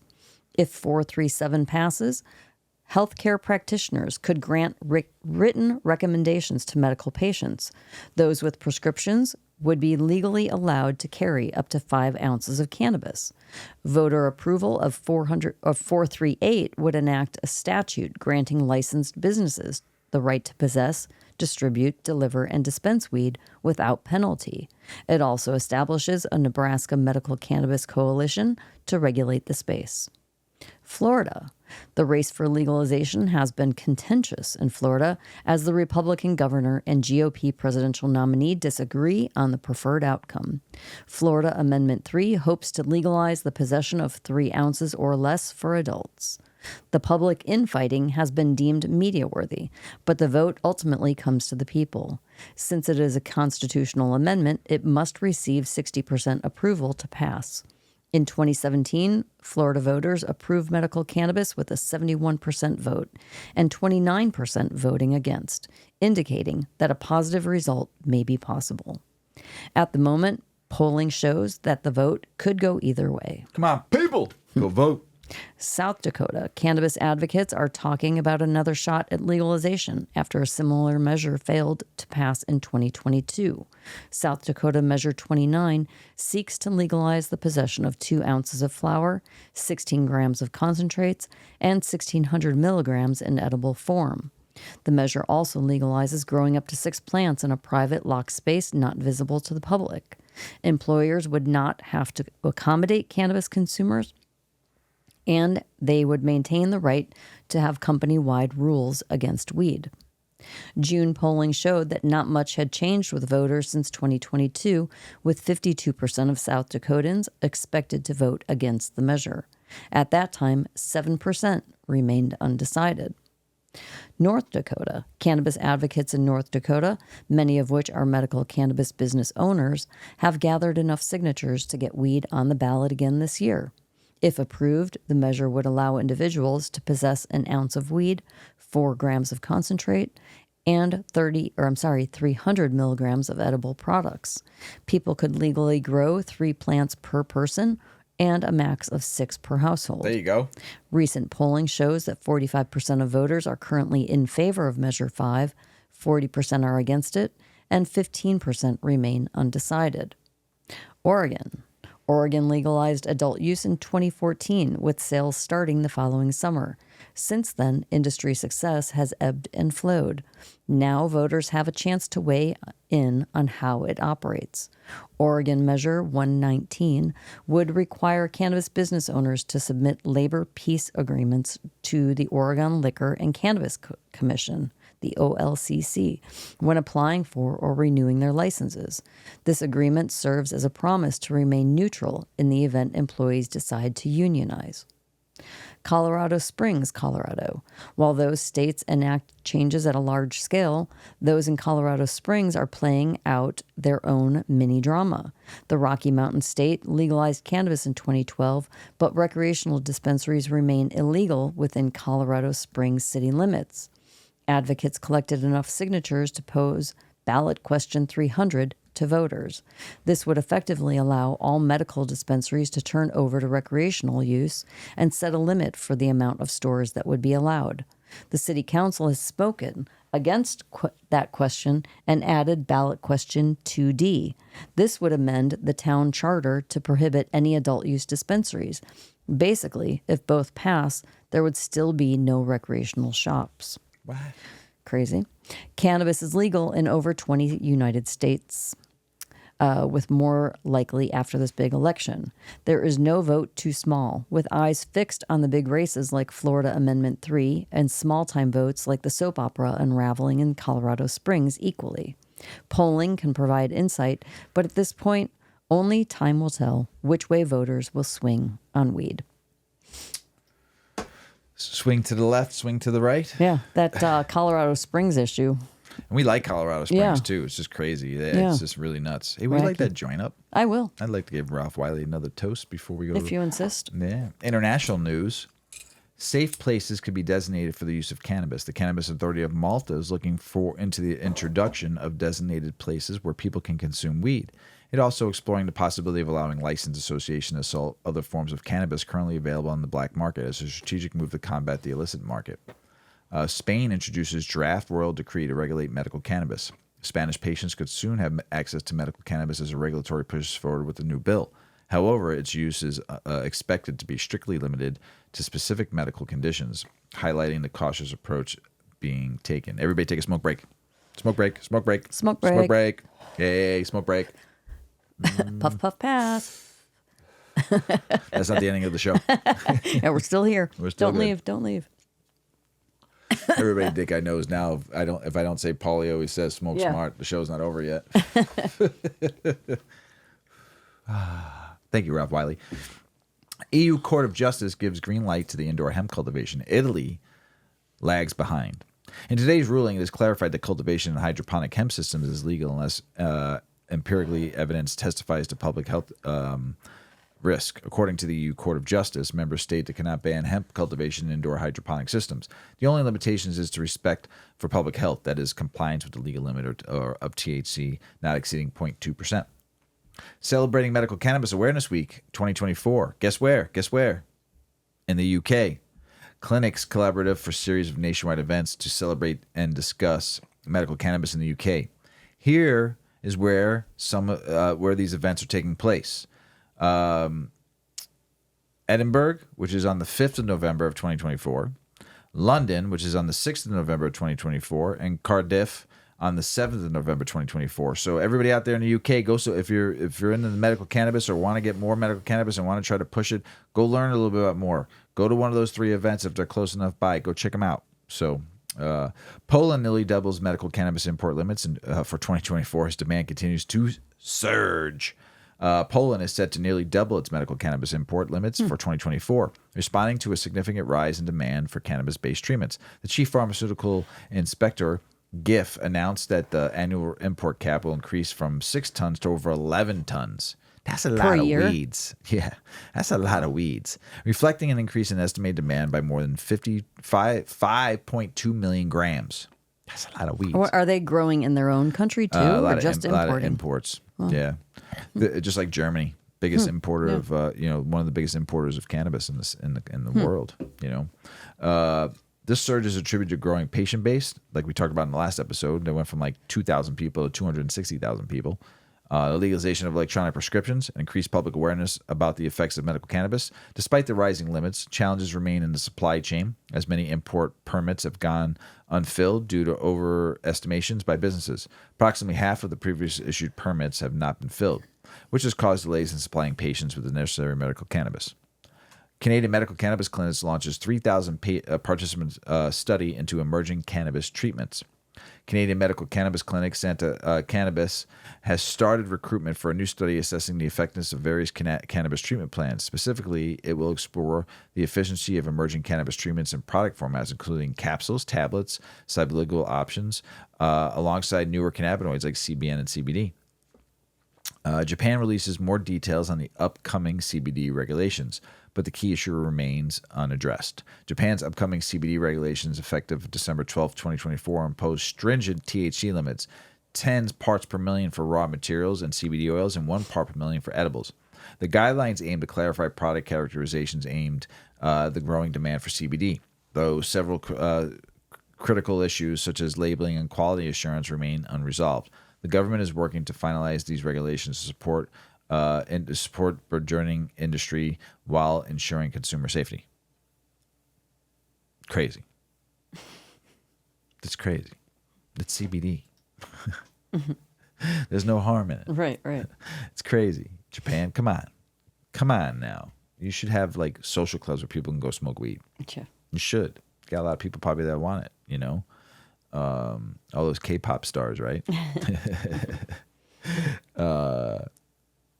Willie Nelson. Yeah. On the road again.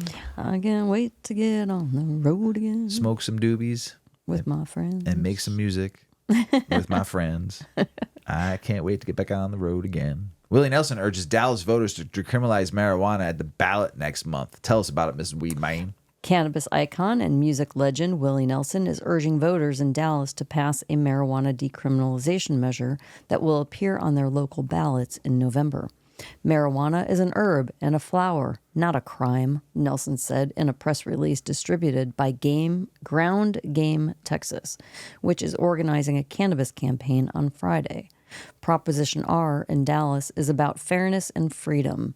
It's long past time to end the criminalization of weed in Texas, and I'm proud to support Ground Game Texas in their efforts.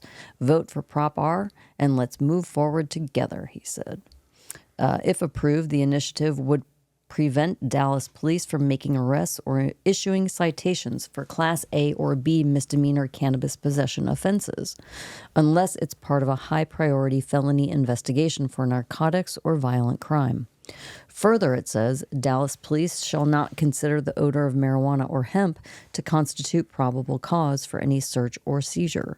The city manager and chief of police would be required to prepare quarterly reports on the implementation of the policy change, with information about any marijuana possession arrests or citations that would be submitted to the Dallas City Council. Voters in the Texas cities of Lockhart and Bastrop will also decide on local marijuana decriminalization initiatives next month. We are honored to have Willie Nelson's support for the Dallas Freedom Act, Katina Vollinger, executive director of Ground Game Texas, said on Friday. Like far too many Texans, Willie knows firsthand how much a weed possession charge can disrupt a life. We're grateful for his years of advocacy for common sense reform, and we look forward to continuing this work across Texas. Numerous marijuana decriminalization measures have already been enacted in cities across the Lone Star State in recent years. They generally prevent police from making arrests or issuing citations for Class A or B misdemeanor cannabis possession offenses. I'm repeating a paragraph again. Unless it's part of a high-priority felony investigation. Ay, ay, ay. That Ralph Wiley, you. Advocates scored a win in San Marcos in July after a Texas district judge dismissed a lawsuit from the state's Republican attorney general that sought to overturn a local decriminalization ordinance in that city. Texas Attorney General Ken Paxton filed a lawsuit in January challenging local decriminalization laws that were enacted in 5 cities that included Austin, San Marcos, Killeen, Elgin, and Denton. A different district judge had overturned the suit in Austin in June. Governor Greg Abbott has separately lashed out against the municipal cannabis reform efforts. Local communities such as towns, cities, and counties, they don't have the authority to override state law, the governor said in May. If they want to see a different law passed, they need to do the work with their legislators. He said it would lead to chaos and create an unworkable system for voters in individual cities to be picking and choosing the laws they want to abide by under state statute. Abbott has previously said that he doesn't believe people should be in jail over marijuana possession, although he mistakenly suggested at that time that Texas had already enacted a decriminalization policy to that end. Paxton has used more inflammatory rhetoric when his office announced that it was suing the 5 cities over their local laws decriminalizing marijuana, vowing to overrule the anarchy of pro-crime extremists who advocated for the reform. Oh my God. In November, Ground Game released a report that looked at the impacts of the marijuana reform laws. It found that the measures will keep hundreds of people out of jail, even as they have led to blowback from law enforcement in some cities. The initiatives have also driven voter turnout by being on the ballot, the report said. Meanwhile, a poll released last month found that a strong bipartisan majority of Texas voters support decriminalizing marijuana, and people say they want to reduce restrictions on cannabis in the Lone Star State. At the state level last year, the Texas House of Representatives passed a series of bills to decriminalize marijuana, facilitate expungements, and allow chronic pain patients to access medical cannabis as an opioid alternative. But they ultimately stalled out in the Senate, which has been a theme for cannabis reform measures in the conservative legislature over several sessions. 3 in 5 Texans, including a plurality of Republicans, support legalizing marijuana, according to a survey released in May. Another poll released in 2022 found that nearly 3 in 4 Texas voters, or 72%, support decriminalizing marijuana. More than half, or 55%, meanwhile, said they're in favor of broader legalization, and 17% said it shouldn't be legal at all. What the heck? Freaking policies. Make this shit happen. People want it. Policies. The people are speaking. Let them be heard. Policies. Bullshit. Mrs. Weedman. Mr. Weedman. That's the end of the show. It is. Got anything else to say? Well, I want to just say that we are praying for and really thinking heavy about all of the people that have been in the path of these past hurricanes. I mean, there's ongoing flooding. There's people that have lost everything they own. And this is not a new occurrence. There's fires going on in other places. There's bad shit happening. There's wars. There's a lot of bad shit. So I don't know. Whoever it is, like we said earlier, whoever it is that you kind of think to, whoever your power is to be, speak up to that person and let's keep pushing for peace. Yeah. That's all we can do. Mm-hmm. Kindness and peace. I don't know. Doesn't hurt. Be it, and hope that... be the change. Yeah. Yep. Go out there and get lost living. I'm going to steal one from my brother. Get lost living or get lost dying. One or the other, right? Mm-hmm. Go have some fun out there, peeps. Go live some life. Go enjoy. Go get some fresh air. Smoke some weed. Love the person you love. Ms. Weedman, I love you. Love you. I hope you don't get mad at me because you're going to get a lot of loves and a lot of kisses and a lot of hugs. So we love you all out there. Thanks for listening. We appreciate you all around the world. We really do. Yes, we do. Yes, we do. We love you out there. Reach out. Say hi. We'll say hi back. Be kind. Love one another each and every day. As Paulie always says, smoke smart. Puff, puffing away. Puff, puff, pass. Check out our cannabis lifestyle brand online at 8decades.com. Our custom smokes and accessories are perfect for your coffee table, bedroom nightstand, or kitchen counter. They're designed for you to show them off. The Canna community is also loving our hemp and cotton blend t-shirts, sweatshirts, scarves, and hats, finished off with our 8 Decades logo. We've got some awesome long-lasting goods that will be your favorite for years to come. 8 Decades, because a 9th decade of cannabis prohibition isn't acceptable.